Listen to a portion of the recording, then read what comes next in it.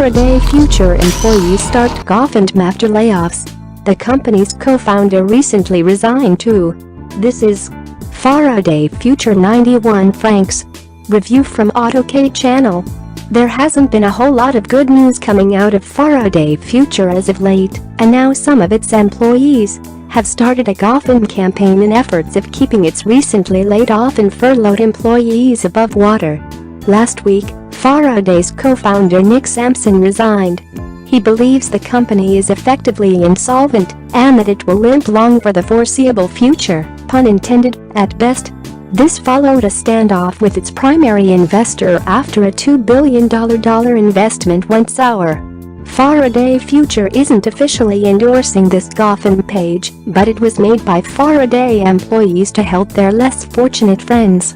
Things were looking far more peachy over at Faraday in August of this year, when the company rolled out its first pre-production 91 francs. The electric crossover SUV thing is supposed to make 1,050 horsepower from 3 electric motors and go 0 to 60 in 2.39 seconds in production form. Now, chances of it ever making it to that stage seem to be declining with every new development we see from the company.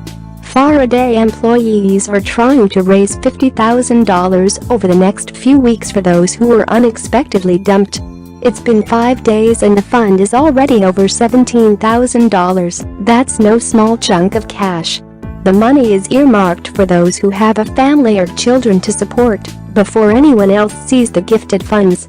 We'll be following Faraday closely over the coming months or weeks. It's unclear how much longer the electric car company that took CES by storm in 2017 will last.